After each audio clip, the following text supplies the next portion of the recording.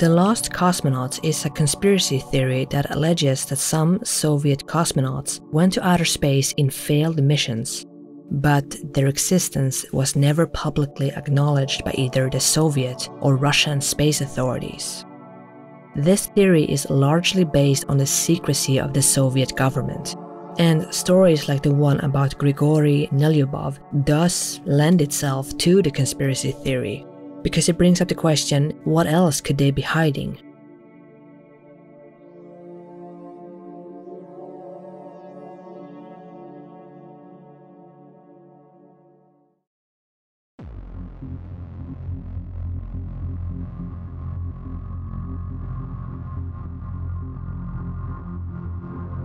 In October 1957, Sputnik 1, the first orbital flight of an artificial satellite, was launched into space. This became the starting point for the space race between the United States and the Soviet Union. Yuri Gagarin would become the first man in space in April 1961, followed closely by Alan Shepard, who became the second man in space in May that same year. The first woman in space was Valentina Tereshkova in 1963. The space race caught the attention of people all over the world. During the 1960s, a number of amateur radio enthusiasts began trying to see if they could eavesdrop on radio communication from either the United States or the Soviet Union. Two of those radio enthusiasts were brothers Achille and Giovanni Battista, known as the Judica-Cordiglia brothers. They had built their own radio tower located just outside Torino, and for years they would eavesdrop on communication from both the Soviets and the Americans. They would release some of these recordings, which are known as the Torre-Bert Recordings. Some of these include recordings of Sputnik 1 going into space,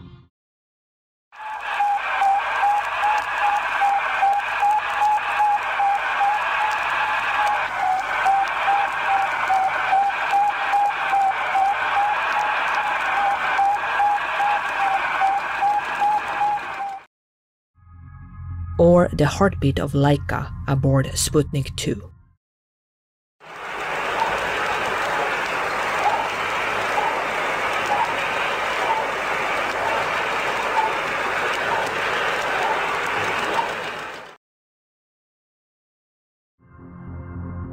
But they would also release recordings that were more controversial, such as this recording that is claimed to be that of a female cosmonaut burning up upon re-entry.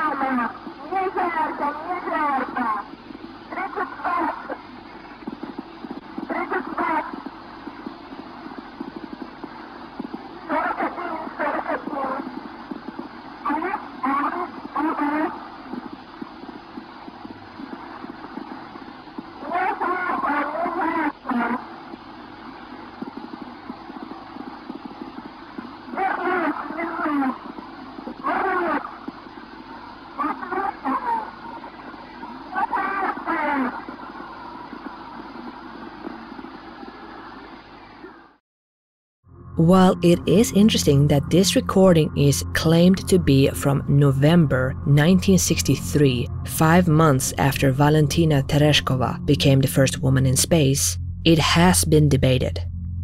From what I could gather, most seem to agree that this recording is fake, or to be more accurate, a hoax. A big reason for this is that the woman speaking apparently isn't a native Russian speaker, because she has a foreign accent.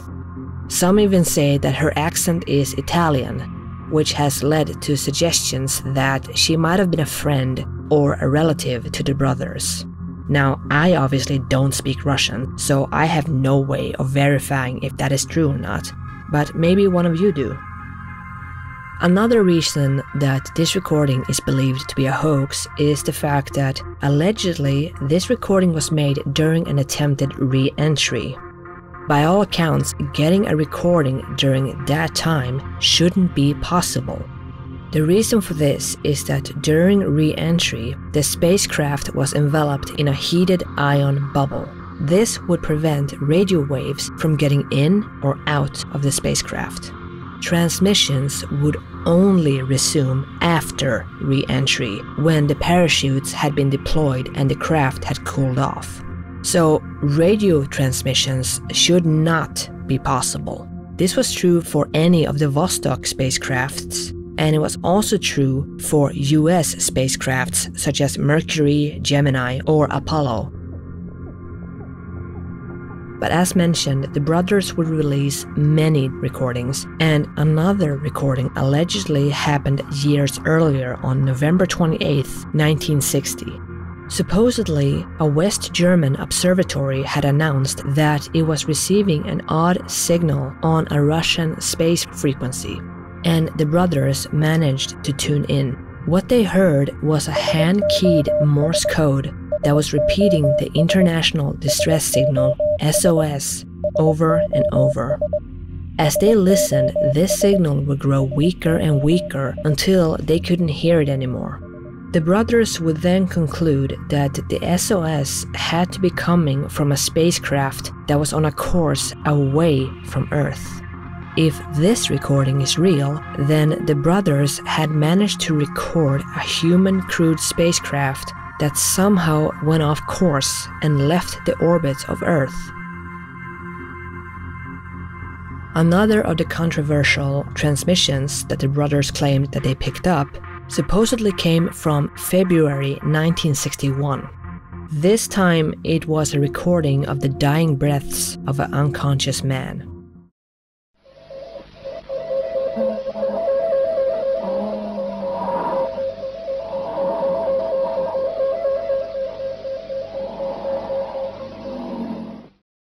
And like the recording of the female cosmonaut, this recording has also been debated.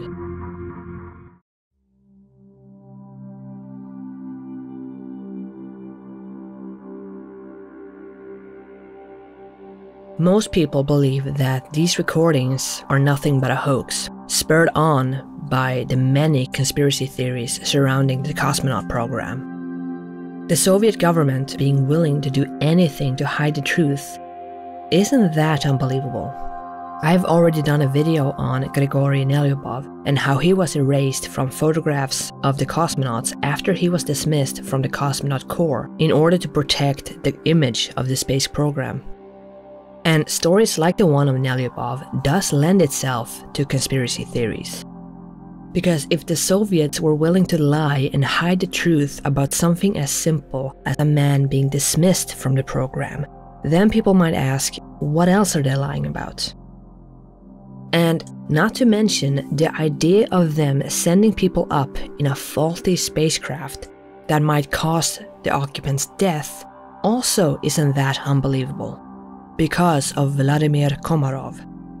In 1966, Komarov was assigned the Soviet Soyuz program. In 1967, he was selected to command the Soyuz 1 with Yuri Gagarin as his backup cosmonaut.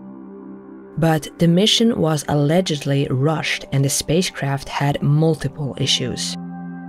Komarov knew that if this craft went into space, it would not return in one piece. As I mentioned, Yuri Gagarin was supposedly his backup cosmonaut for this mission. Gagarin had allegedly suggested that this mission should be postponed until all the issues had been resolved. Allegedly, he even wrote a 10-page memo about this topic, and he had handed it to a friend in the KGB. But that memo never made its way up the chain of command, so the mission continued.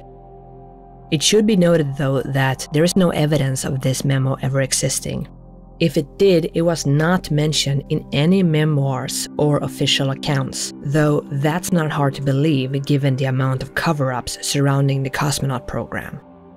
As mentioned, Komarov knew that he would most likely die if he embarked upon this mission.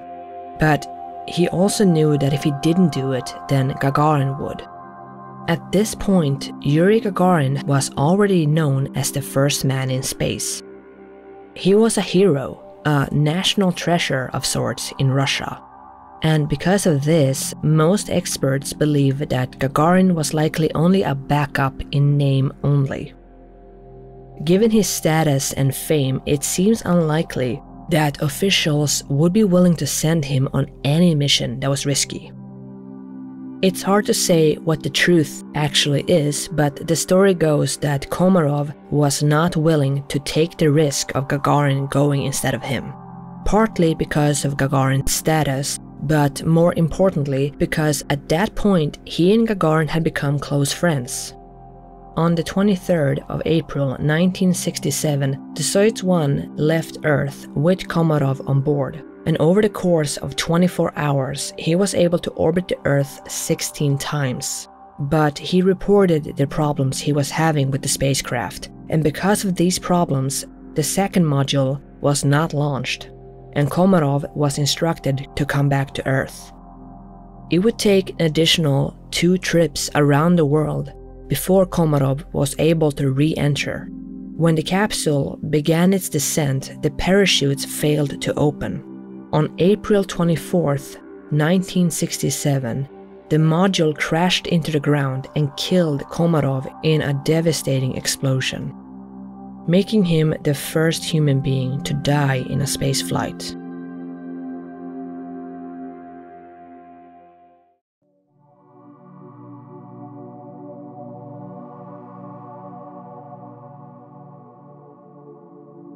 There's a lot of details about this story that is unclear if these are just added for drama or if it's actual truth. One of those is that Komarov supposedly yelled at command that they had killed him. Whether that's true or not, like with the supposed female cosmonaut, radio transmission would cut out during re-entry. So if he was yelling at command, that would be before he attempted re-entry that final time.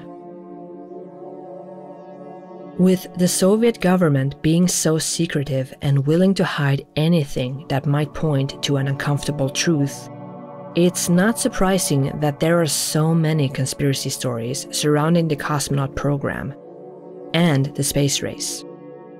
Even the events that are true are wrapped up in details that have been called into question. What happened with Komarov is one such example.